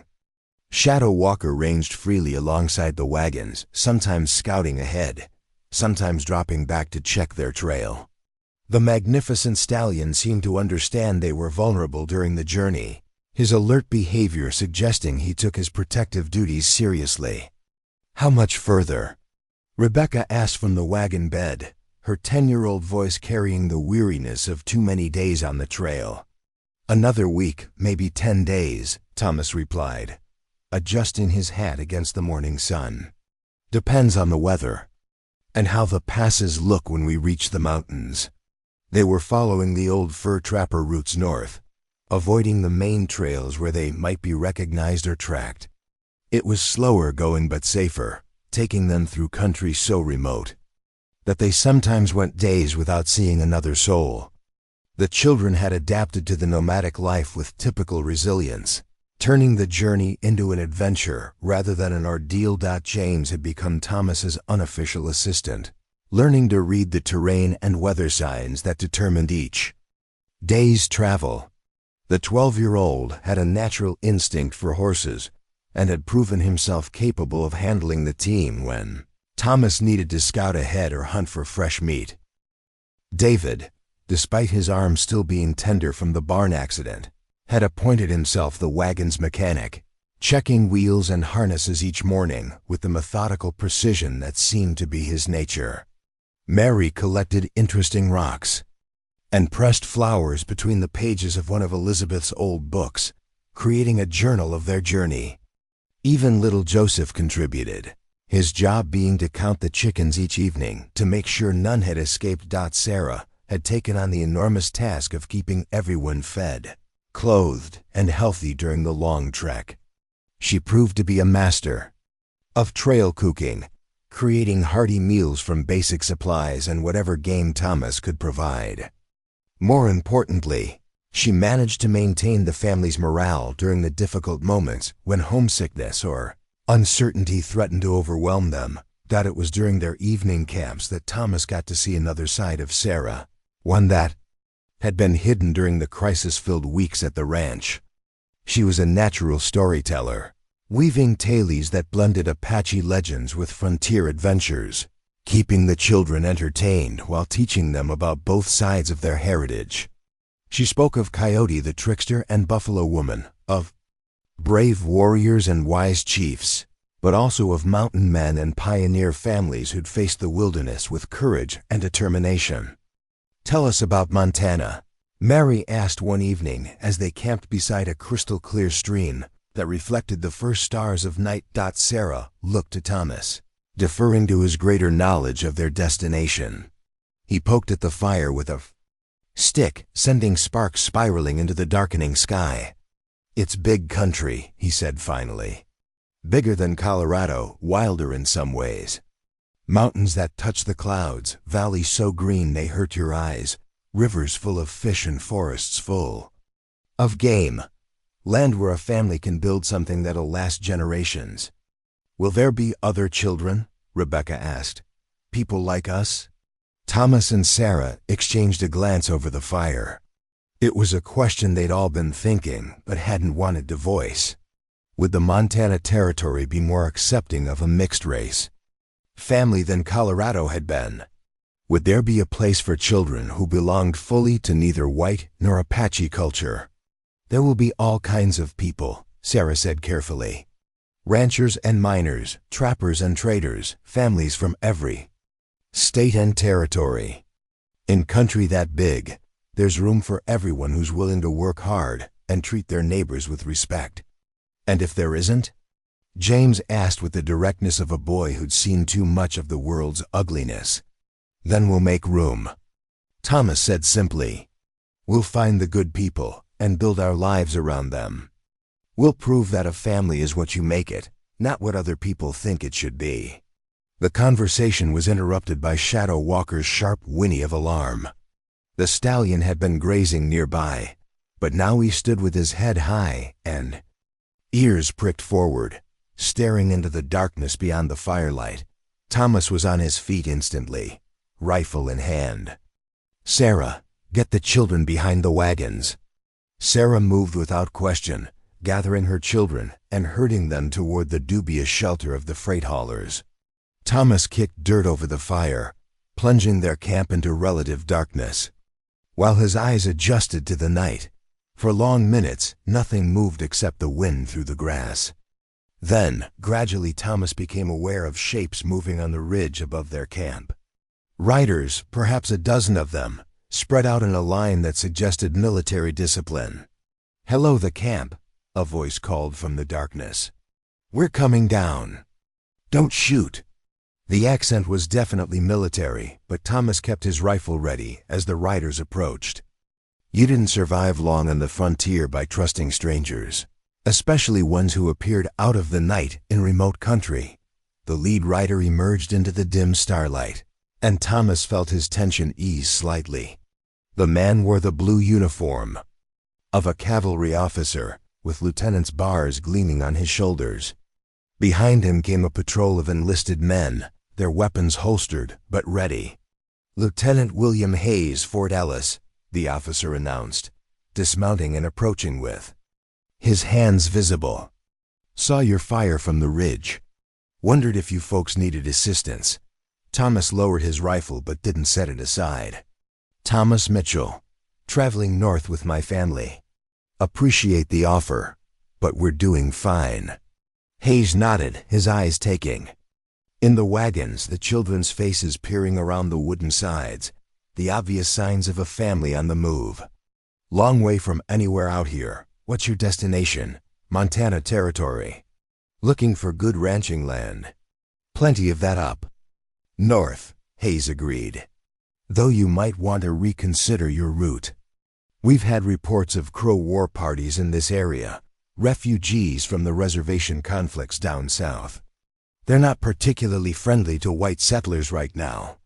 Sarah stepped forward from behind the wagon, her Apache features clearly visible. In the starlight, several of the soldiers shifted uncomfortably, hands moving unconsciously toward their weapons. "We're not afraid of the Crow," Sarah said calmly, "or any other tribe. We travel in peace, harm no one, take nothing that isn't freely given." Lieutenant Hayes studied her with professional interest, clearly trying to categorize what he was seeing. A white man traveling with an Apache woman and mixed-race children was unusual enough to warrant attention. "Ma'am," he said finally, touching his hat brim in a gesture of respect, "if you don't mind me asking, are you folks running from something? Seems an odd time of year to be heading into the mountains with children." Thomas stepped closer to Sarah, a subtle gesture of protection and solidarity. "We're running toward something, Lieutenant. A new life, a fresh start. Nothing illegal about that." "No, sir, there isn't," Hayes agreed. "But I'd be remiss if I didn't mention that winter comes early in the high country. You'll want to be settled somewhere before the snows hit, or you'll be in serious trouble." "How much time do we have?" Thomas asked. 6 weeks, maybe 8 if the weather holds. But that's counting on good trail conditions and no delays." Hayes gestured toward the mountains barely visible in the distance. "There's a settlement called Bozeman about a week's hard travel from here. Might be wise to winter there, then push on in the spring." Thomas considered the advice. He'd been hoping to reach their final destination before winter, to have time to build basic shelter before the worst weather hit. But the lieutenant was right about the risks of traveling mountain passes with children as winter approached. "This Bozeman," Sarah said. "What kind of place is it?" "Growing town, mostly decent people. Mix of ranchers, miners, traders heading to the gold fields. They're used to seeing all kinds come through." Hayes paused, studying her face in the starlight. "A family like yours wouldn't cause too much comment there, if that's what you're worried about." It was exactly what they'd been worried about, though none of them had wanted to say it directly. The prospect of finding a community that would accept them, even temporarily, was more appealing than Thomas wanted to admit. "We'll consider it," he said. "Thank you for the information." Hayes nodded and remounted his horse. "Word of advice, Mr. Mitchell. If you do decide to push on toward the Yellowstone country, stick to the eastern routes. The western passes can be treacherous, and there have been reports of road agents operating in some of those canyons." As the cavalry patrol disappeared back into the night, Thomas and Sarah stood together beside their cold fire, weighing their options. The children had emerged from behind the wagons, sensing that the immediate danger had passed. "What do you think?" Thomas asked quietly. Sarah looked at her children, taking in their travel-worn clothes, the weariness in their young faces despite their resilience. Little Joseph had dark circles under his eyes, and even Rebecca's usual optimism seemed forced. "I think," she said slowly, "that sometimes the wise choice and the brave choice aren't the same thing. Maybe wisdom is what we need right now." Thomas nodded, understanding what she wasn't saying directly. They could push on, risk the mountain passes and winter weather in pursuit of their ultimate goal. But was that fair to the children, who'd already endured so much upheaval and danger? Bozeman it is, then, he decided. We'll winter there, get the children settled in a real house for a few months. Come spring, we'll know the country better, have better information about where we want to settle permanently. As they rekindled the fire and prepared for sleep, Thomas found himself thinking about the lieutenant's words. A place where a family like theirs wouldn't cause too much comment. It wasn't the wholehearted acceptance they hoped to find eventually, but it was a step in the right direction. Shadow Walker had settled down near the wagons, but Thomas noticed the stallion's ears still flicked occasionally toward the darkness. The magnificent horse seemed to sense that their journey was far from over, that new challenges waited ahead even as old threats fell behind Dot in the wagon. Sarah began singing softly to her children an Apache lullaby that spoke of safe journeys and peaceful rest. The melody drifted across the prairie like a prayer, carrying with it all their hopes for the future and their determination to build something lasting from the ashes of their past. Tomorrow, they would turn their faces toward Bozeman and whatever waited there. Tonight, under the vast Wyoming sky, they were simply a family traveling together toward hope. The town of Bozeman sprawled across the valley floor like a promise kept, its wooden buildings and smoke-curled chimneys speaking of civilization, carved from wilderness through sheer determination. Thomas pulled the wagons to a halt on the ridge overlooking the settlement, giving his travel-weary family their first glimpse of what might become their new home. "It's bigger than I expected," Sarah said, shading her eyes against the late afternoon sun. Below them, the town bustled with activity freight wagons rolling down Main Street, miners heading to and from the nearby gold fields, ranchers driving cattle through the wide dirt roads that served as thoroughfares. "Look, Mama." Mary pointed excitedly toward a white building with a bell tower. "A real school." The children pressed forward in the wagon bed, their faces bright with curiosity and hope. After weeks on the trail, the prospect of hot meals, warm beds, and other children to play with held enormous appeal. Even James, who'd grown serious and responsible beyond his 12 years, couldn't hide his excitement at seeing the largest settlement they'd encountered since leaving Colorado. Doc Thomas studied the town with more practical eyes, noting the well-maintained buildings, the orderly layout of streets, the obvious prosperity that came from successful farming and mining operations. This wasn't a rough frontier camp that might disappear with the next economic downturn. This was a community built to last. "There," he said, pointing toward a 2-story building with a wide front porch and painted sign. "The Gallatin House." Lieutenant Hayes mentioned it as a decent place for families. They made their way down into town slowly, attracting the usual attention that any newcomers received in a frontier settlement. But Thomas was pleased to note that most of the glances seemed merely curious rather than hostile. A few children ran alongside their wagons, calling out greetings and questions with the fearless friendliness of youth. The Gallatin House proved to be everything Hayes had promised: clean, well-run, and managed by a middle-aged woman named Mrs. Catherine Brennan, who seemed to view the care of travelers as a sacred duty. She emerged onto the porch as their wagons pulled up, wiping flour-dusted hands on her apron.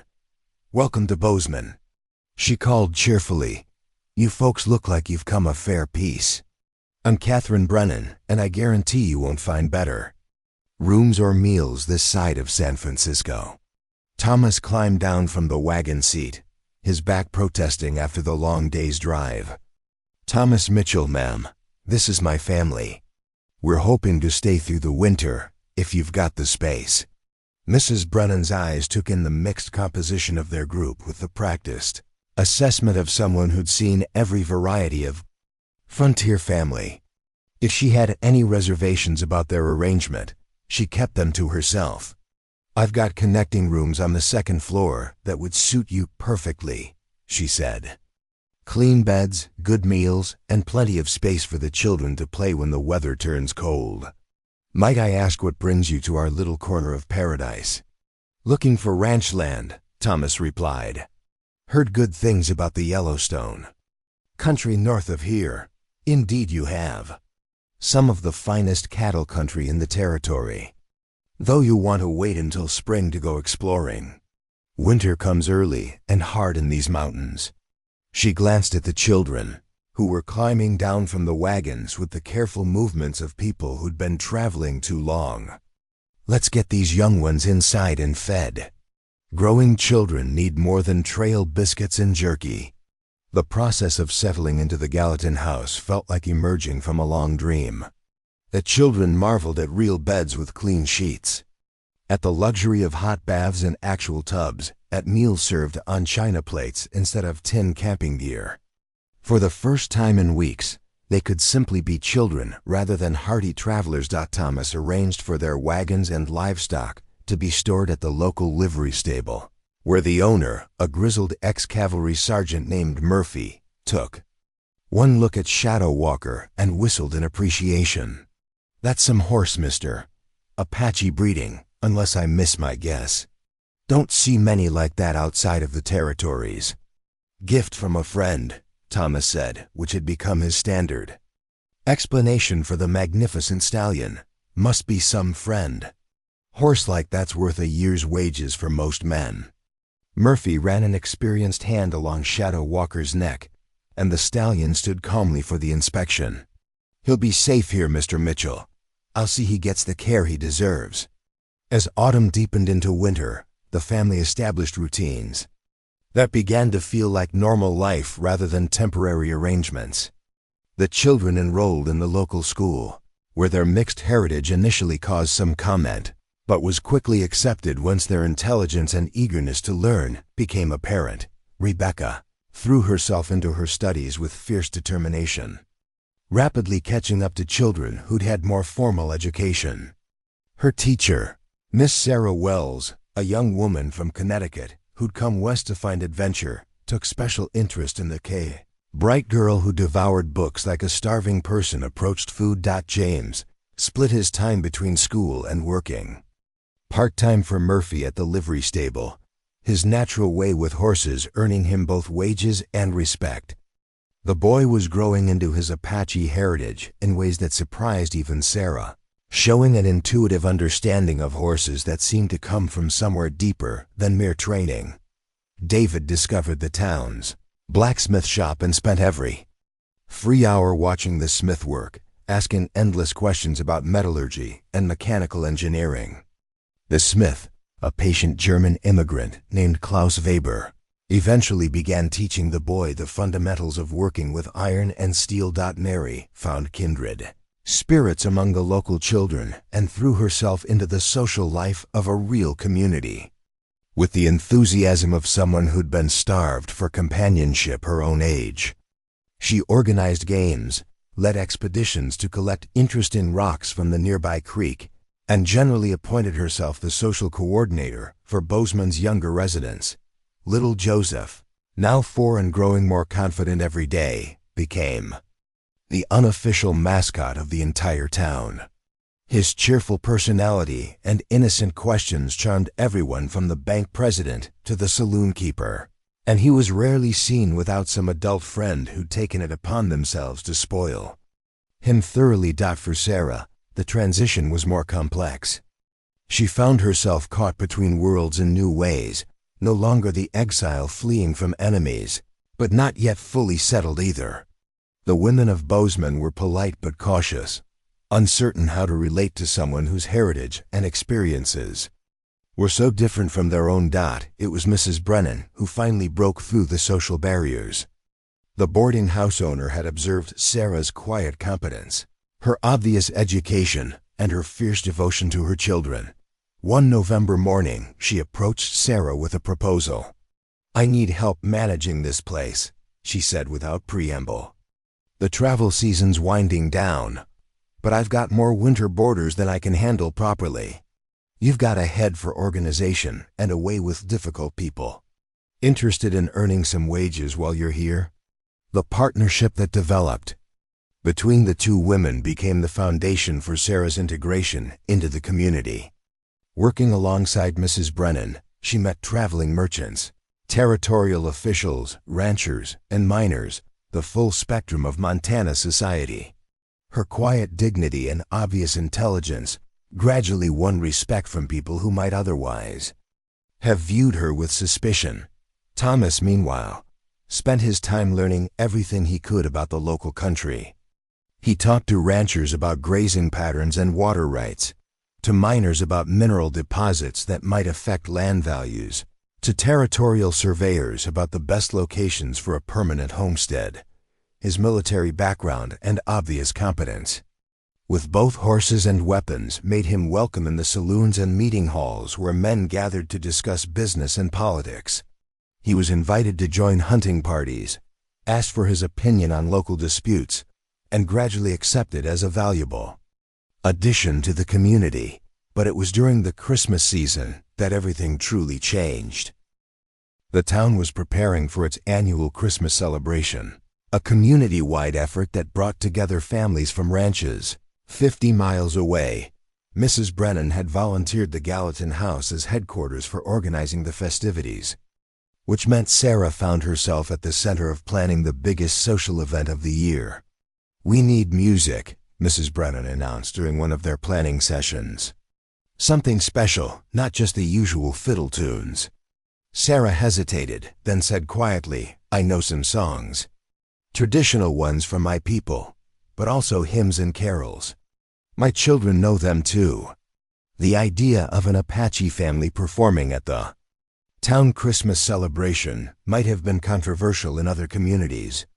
In Bozeman, it became the highlight of the entire season. The performance took place in the Methodist Church, the largest building in town. Sarah and her children stood before the packed congregation, their voices blending in harmonies that combined Apache melodies with Christian words in ways that spoke to something deeper than mere entertainment. They sang Silent Night in both English and Apache, the ancient language giving new weight to familiar words. They performed traditional Apache songs that spoke of gratitude, family, and the sacred nature of the earth that sustained all life. Rebecca's clear soprano carried the melody while James's changing voice provided surprising depth to the bass lines. When they finished, the silence lasted so long that Sarah began to worry they'd somehow offended their audience. Then the applause began, not polite appreciation, but the kind of enthusiastic response that comes from genuine emotional connection. After the performance, people approached them with tears in their eyes, speaking of how the music had touched something they hadn't even known was missing. The barrier between us and them that had separated Sarah's family from the community finally crumbled completely. That night, as snow fell gently outside the windows of the Gallatin House, Thomas found Sarah sitting by the fire in the common room, a cup of coffee grown cold in her hands. "Quite a night," he said, settling into the chair beside her. "I never expected ... she began, then trailed off. "I never expected to feel like I belonged somewhere again. After my husband died, after we started running, I thought that feeling was gone forever." Thomas studied her profile in the firelight, noting the way the tension had finally left her shoulders, the peace that had replaced the constant vigilance that had marked her features for so long. "The children seem happy," he observed. "They are. For the first time since their father died, they're just children again. They have friends, teachers who believe in them, a community that accepts them." She turned to look at him directly. "They have a man they can look up to, someone who shows them what it means to be honorable and strong without being cruel." The conversation was moving into territory they'd both been avoiding for months. The growing affection between them, the way they'd begun functioning as partners rather than simply guardian and protected family. The unspoken question of what would happen when spring came and it was time to move on. "Sarah," Thomas began, but she held up a hand to stop him. "I need to say something first," she said. "When you pulled us from that quicksand, you saved more than our lives. You saved our future, our ability to hope for something better. Everything good that's happened since then, the children's happiness, their education, their chance to grow up proud of who they are, it all started with your kindness." Thomas started to protest that anyone would have done the same, but Sarah shook her head. "No, not anyone. Most people would have ridden past, convinced themselves they hadn't heard anything, or helped reluctantly and then expected payment. You asked for nothing, expected nothing, gave everything." She paused, gathering her courage. "I've been thinking about what you said that night when you accepted my father's horse. About protection, about family, about permanent responsibility. Sarah, I love you, Thomas Mitchell. Not because you saved us, not from gratitude or dependence, but because of who you are. Because you're the kind of man who builds things instead of destroying them, who protects instead of exploiting, who sees people for who they could become rather than what they've been." The words hung in the air between them like a bridge waiting to be crossed. Thomas reached out and took her hand, feeling the calluses that spoke of hard work and the scars that told of survival. "I love you too," he said simply. "You and the children, all of you. I want us to be a real family, not just people traveling together toward the same destination." The kiss that followed was soft, tentative, full of wonder at the possibility of new beginnings. When they broke apart, Sarah was crying not from sadness, but from the overwhelming relief of finally being able to voice feelings she'd been carrying for months. "So what happens now?"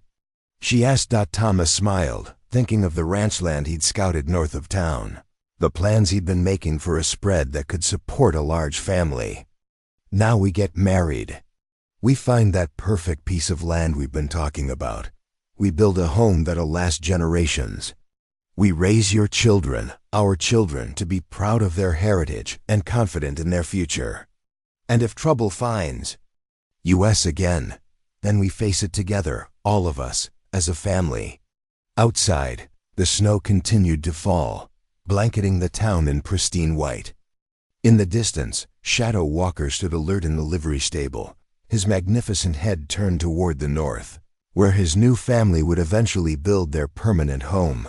Spring was still months away, but already the future was taking shape. There would be a wedding in the Methodist church where they'd sung their Christmas songs.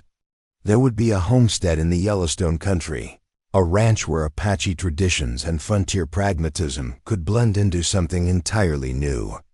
There would be children growing up proud of both sides of their heritage, educated and confident and free. Most importantly, there would be love, the kind of love that transforms strangers into family, that builds communities from scattered individuals, that proves redemption is possible for anyone brave enough to reach for it. Thomas and Sarah sat together by the fire long into the night, planning their future and marveling at the journey that had brought them to this moment. Neither could have imagined, that morning when he'd heard screams from the canyon below, that rescuing a family from quicksand would lead to discovering a love deeper than anything they'd dreamed possible. But that's the way the best stories work. They start with a single act of courage and kindness, then grow into something far greater than anyone could have planned. And sometimes, if you're very lucky, they end with the kind of happiness that makes all the struggles worthwhile. Outside, the Montana wind carried the scent of snow and pine and endless possibility across a land where anything could happen to people brave enough to believe in tomorrow. Up next, you've got 2 more standout stories right on your screen.